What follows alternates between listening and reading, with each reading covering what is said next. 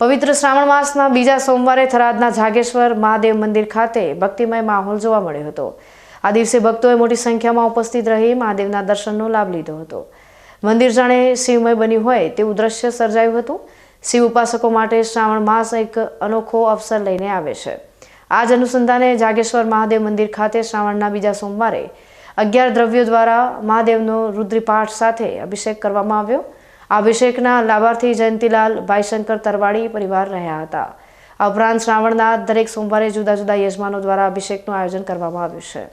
અત્યારે જાગેશ્વર મહાદેવના સાનિધ્યની અંદર 11 વસ્તુ દ્વારા ભગવાન ઉપર અભિષેક કર્યો છે, જેની અંદર શેરડી છે, તલ છે, સરસવ છે, જે આપણા શરીરને સુખની પ્રાપ્તિ કરાવે, આપણને ભગવાનમય બનાવે, એ માટે કરી આપણે ભગવાન ઉપર અભિષેક કર્યો છે। ભગવાને જ આ સૃષ્ટિનું સર્જન કર્યું છે અને આપણને ભગવાનની ભક્તિ કરવા માટે આ શ્રાવણ માસની અંદર શ્રી જાગેશ્વર મહાદેવના સાનિધ્યની અંદર દર સોમવારે એકાદશ એટલે કે 11 દ્રવ્યોથી ભગવાન મહાદેવને રાજી કરવામાં આવે છે, જેનાથી આ સૃષ્ટિનું અહીંયા આવનારા દરેક ભક્તોનું જાગેશ્વર દાદા દરેકની મનોકામના પૂર્ણ કરે એ આશીર્વાદ માટે કરી અને અમે અહીંયા આગળ એકાદશ દ્રવ્યોથી ભગવાન મહાદેવનો ખૂબ જ સરસ વૈદિક મંત્રથી અમે અભિષેક કરતા હોઈએ છીએ, જેનાથી સુખ શાંતિ ઘરની અંદર શાંતિની પ્રાપ્તિ થાય અને આપણા શરીરની અંદર બળ મળે અને ભગવાનમય બનીએ એ માટે કરી આપણે અહીંયા આગળ અભિષેક 11 દ્રવ્યોના અભિષેક કરીએ છીએ। બોલો શ્રી જાગેશ્વર મહાદેવ કી જય।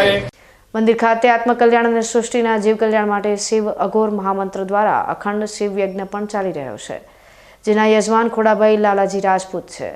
આ સાથે જ દૈનિક શિવ પાર્થેશ્વર ચિંતામણી પ્રયોગ એટલે કે શિવ પાર્થેશ્વર પૂજન પણ નિયમિત રીતે કરવામાં આવે છે, જેના લાભાર્થી જયંતીલાલ ભાઈશંકર તરવાડી પરિવાર, સુની દશરથલાલ અમૃતલાલ અને ગોસ્વામી દેવપુરી ભીમપુરી રહ્યા છે। આ સમગ્ર આયોજનથી થરાદમાં શિવ ભક્તિનો અનોખો માહોલ જામ્યો છે।